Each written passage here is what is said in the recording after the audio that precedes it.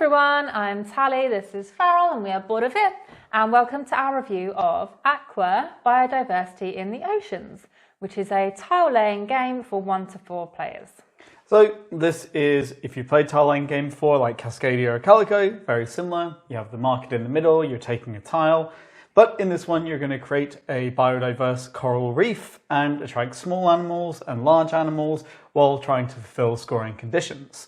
Before we get into the review and how to play, please note we were provided this copy as a review copy by the publisher Asmodee Nordics.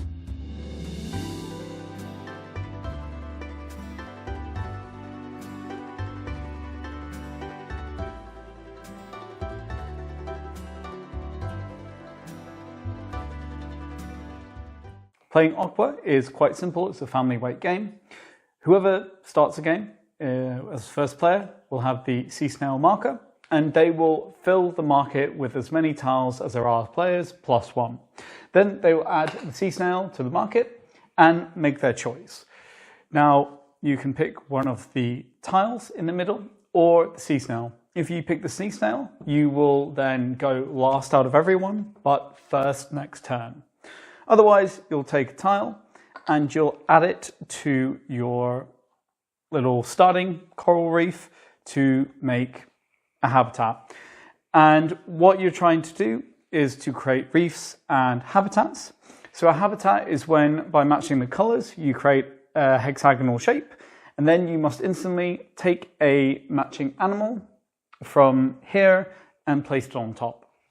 If you get a number of matching, or not matching, so if you get a number of these small animals next to each other in certain shapes, you can take a large animal and put them on top. The small animals, large animals are worth points. But another way you can get points is by making reefs.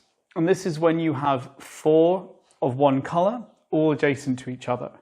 Then anything next to that reef will score its point values if it's a small animal. The big animals are taken off before you do that scoring.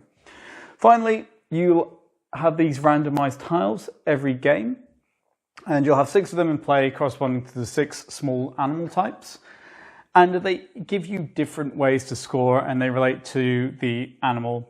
So for example, the seahorse here, if you have the most seahorses, you'll get 7 points. All other players will get, or second most, will get 3 points. This one for the turtle, for every turtle you have, score 1 point for every small animal adjacent to it, things like that. And there's quite a variety of these tiles. And then at the end of the game, which will last kind of 17 turns, rounds, you will score everything up and the player with the most points wins. An important consideration before we start is that we have only played this game with 2 players. And we believe there's some elements that don't work quite as well, making it a not ideal player count. The issue for us is that when we have groups of friends over, this just isn't a game that we'd want to get out because you are just sat quietly working on your own puzzle. So it's a bit of a catch-22 for us at least. So please consider this review through that lens. One example of this is you have the sea snail, which I mentioned you could choose to take on your turn, and then you go last, or you get the last pick in that round, but you go first in the next round. This is quite an interesting tactical decision to make, but it's something that would really shine with more players, because at 2 players, you're either first or you're last, and you have a choice of 3 tiles or 2 tiles, which isn't that big a difference. Whereas if you're playing with 4, your choice would be between 5 tiles and 2 tiles. So taking that can be quite an interesting decision to make and really liven the game up a bit. But at 2, it just doesn't quite work. A secondary issue with this is that it makes the round structure quite poorly paced at 2 because the game moves so rapidly. In many other games of this type, the marketplace has a consistent number of tiles. So when a player takes a tile, it gets refilled instantly, and then the game ends when they run out of tiles. Here, it's more fiddly because the first player needs to put the sea snail back into the marketplace, only for the second player to have to remember to take it, then refill the marketplace at the end of the round, and then just immediately put the sea snail back into the marketplace. Another element that didn't quite click with us was the central marketplace, because you have 1 more tile than there are a number of players, but it's not refilled as players take tiles. So If you're playing a low play count game, you don't have a lot of options. If you're playing a high play count game and you're going kind of later in turn order, not a lot of options. And it comes across as quite frustrating at times when the pool is so limited.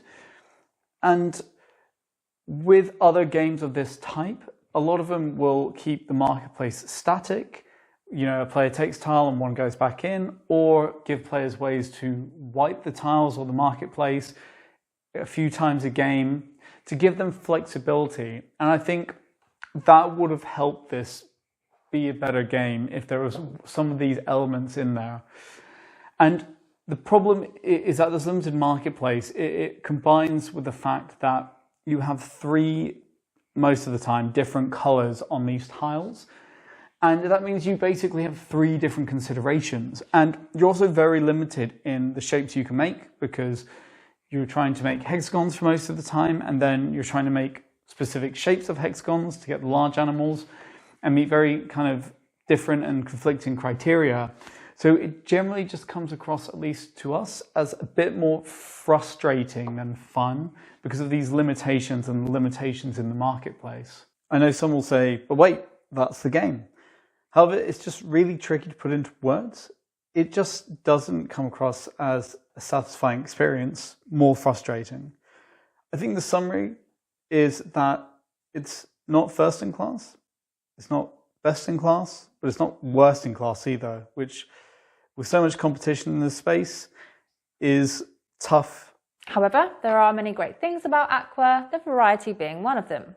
In each game, you'll have 6 scoring tiles, and these will shape your considerations for how you play that specific game. You can randomize these or play in the scenarios that the game suggests. They do create quite a different experience each game, and there are about 20 scoring tiles to choose from.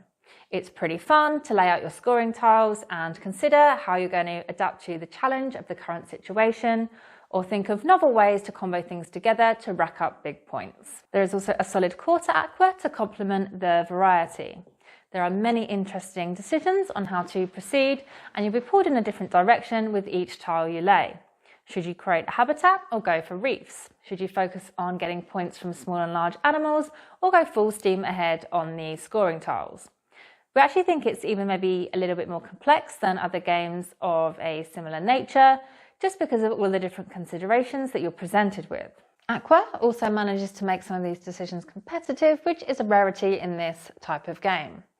The points on the large animals decrease as each one of a certain species is claimed, so players are in a race to create certain shapes of biodiverse animals and claim the large animals with the most points. Some of the scoring tiles also further this competitiveness by awarding points to the player that has the most of a specific type of small animal. Lastly, this is a beautiful game. If you go for reefs, you'll be creating some wonderful patterns and end up with something quite pleasing. Plus, as you'll be laying tiles on top of tiles, you'll end up with a really striking 3D landscape, which will catch the attention of anyone walking past. Also, the tiles are wonderfully chunky, so it has a really nice tactility. So, final thoughts. Aqua is a beautiful tile laying game with great variability. If you get this game, it's something we think you can play for a long, long time without getting bored. So, the biggest issue we kind of have with Aqua is that it's in a very crowded space, and there are just plain better games in our opinion, like Calico, Cascadia. Yeah. So, it's kind of a tough recommendation when you could have that, and I think there are design elements that I much prefer in those games, which we talked about previously.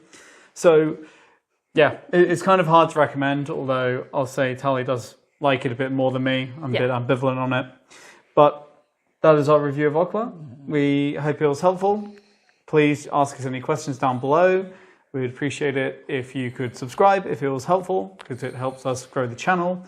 And we will see you next time. Thanks for watching. Bye.